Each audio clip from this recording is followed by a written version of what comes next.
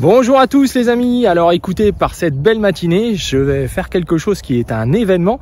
Je vais aller chercher une remorque porte-engin que j'ai achetée, donc après plusieurs mois de réflexion bien entendu, je fais pas, chaque année je reportais.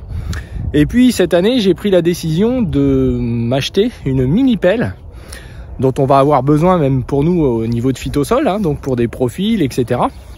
Donc ça fait plusieurs années qu'on tourne autour. Et donc là, ça y est, c'est fait. Donc elle va être livrée fin avril, début mai. Je vous en reparlerai. Ça aussi, ça a été un grand événement et ça va encore en être un. Donc là, je vais du côté de Chartres, donc à 2 heures d'ici, chercher une belle remorque porte-engin avec un... Enfin, je vous dis rien, vous verrez ça tout à l'heure. Alors c'est parti.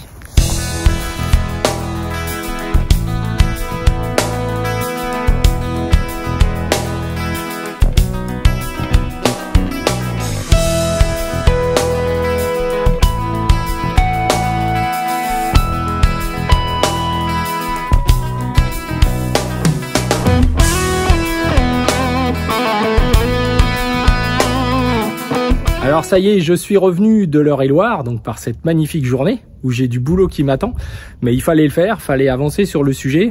Pourquoi? Parce que j'ai une remorque qu'on appelle une remorque multiservice, un plateau où je peux mettre 1,2 tonne dessus, donc je peux mettre 2 big bags. J'ai pas mal de kilomètres entre les deux fermes et c'est vrai qu'une remorque un peu plus puissante en termes de charge utile, s'approcher des 2,5 tonnes, c'est souvent le maximum qu'on peut avoir avec nos véhicules routiers.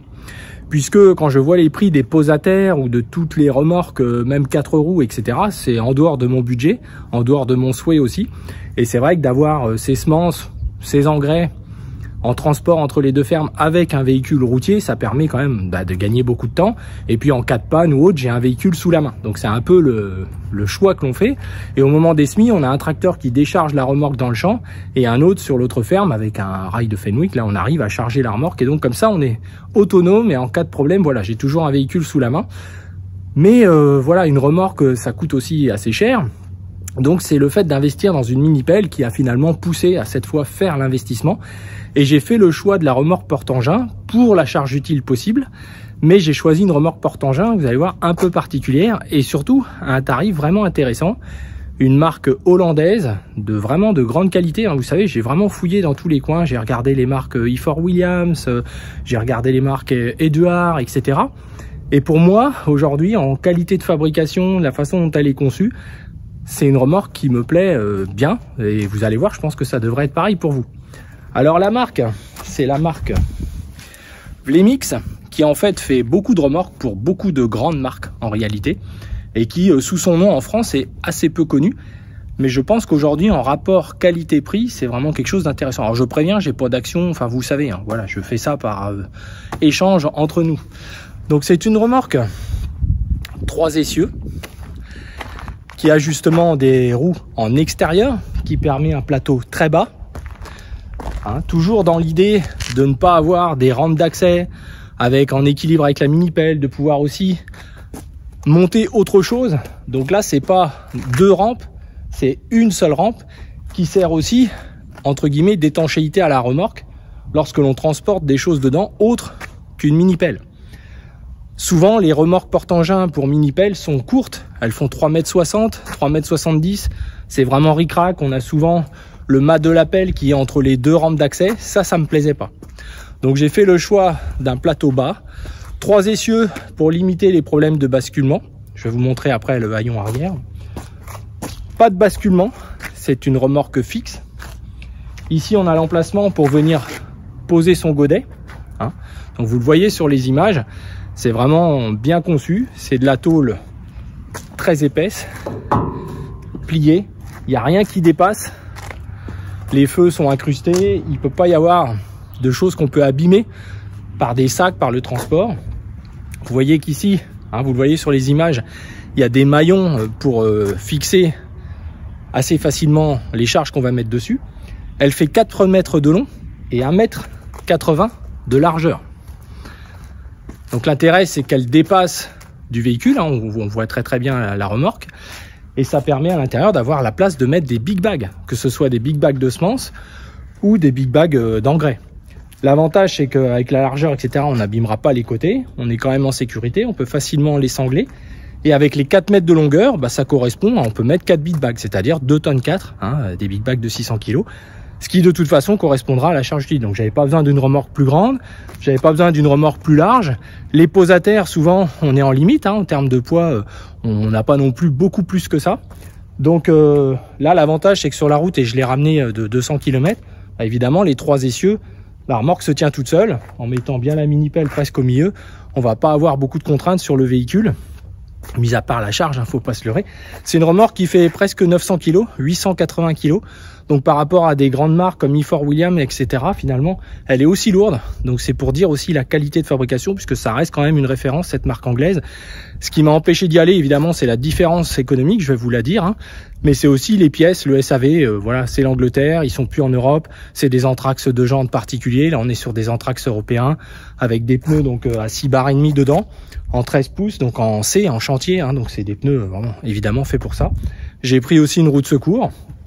Donc si on regarde à l'arrière, l'avantage en fait, c'est qu'on a un vérin pour le repliage. Hein, donc vous voyez sur les images, c'est vraiment bien fait. Ça sert aussi de béquille quand c'est posé au sol, ce qui fait qu'il n'y a pas de contrainte sur la remorque. On déverrouille ici avec des verrouillages vraiment solides, hein, de qualité. Donc ça aussi c'est simple, pas de béquille à installer, pas de système de basculement. Hein, j'ai mon Mécanorem, donc qui est une marque française en multiplateau, mon plateau multiservice, il bascule comme ça. Alors pour mettre le quad, etc., c'est vraiment bien. Mais il faut reconnaître les tôles, tout ça, et pourtant c'est réputé costaud, hein, mais voilà, c'est quand même léger. Voilà. Alors là, l'avantage, c'est que il peut supporter 4 tonnes et demie le haillon. Hein, donc on est largement. Et vous voyez, ça se tient par le vérin. Et on a un emplacement assez facile pour monter dessus. Et ça, c'est plutôt bien parce que ça sécurise en fait. Hein, on peut monter avec le quad, avec tout ce qu'on veut, et avec une vraie longueur. Alors celui-ci était équipé, et ça tombe bien, c'est ce que je cherchais, avec un plancher aluminium, comme vous pouvez le voir sur les images. Et ça, je pense qu'avec les chenilles, avec la terre, avec les éventuels silex qui traînent à droite et de gauche, le vieillissement sera quand même amélioré. On a un plancher de 18 mm, hein, donc ce qui est épais, souvent c'est 12. Hein. On a jusqu'à 24 chez Ford, mais avec un plancher en plus là, en aluminium. Donc voilà pourquoi le choix a été fait. Alors maintenant, en termes de tarifs, évidemment, on va toujours dire tout est cher, c'est vrai. Mais là, j'en ai pour un petit peu plus de 5000 € hors taxe. Hein, donc voilà, pour une remorque de 3 tonnes 5, hein, 2 tonnes 7 et quelques de charge utile, avec 3 essieux de 1350 kg. Hein, donc moi j'ai fait le choix du 3 essieux pour le côté roulant. Et puis si jamais on avait des déplacements assez importants entre nos deux sites, entre le bureau dans la Marne et ici, bon on n'ira pas voilà, dans toute la France avec notre mini-pelle. Mais c'est vrai que sur le fond, voilà, qui peut le plus, peut le moins, on peut être amené à faire des transferts. Et puis pour le transport aussi des big bags, on a des routes vraiment pourries. J'ai remarqué qu'elles sautent pas, même à vide, ça permet vraiment une bonne circulation. Alors c'est pas des lames de ressort, contrairement à la marque anglaise que je vous parlais. Bon, on sait tout ce que c'est les lames de ressort, hein, à vide ça saute, hein, comme nos bennes, comme tout ça. Là c'est pas le cas, hein, donc voilà, c'est des tampons élastomères. On n'a pas pris le système justement avec en plus un amortisseur parce que ça a tendance justement à sautiller. Donc pour nous qui roulerons chargés majoritairement, c'est en tout cas parfait. Et à vide, on n'entend absolument rien, pas de bruit de ferraille, rien, il n'y a rien qui saute. C'est vraiment pas mal. Donc voilà, vous comprenez bien que je suis content. D'autant qu'en termes de rapport équipement prix que j'ai investi, j'ai eu un très bon prix. Hein, c'était une remorque de stock. Et je pense qu'en rapport prix-qualité de ce qu'on a là, on n'a pas beaucoup d'équivalence sur le marché. C'est une marque qui, je pense, mérite à être connue.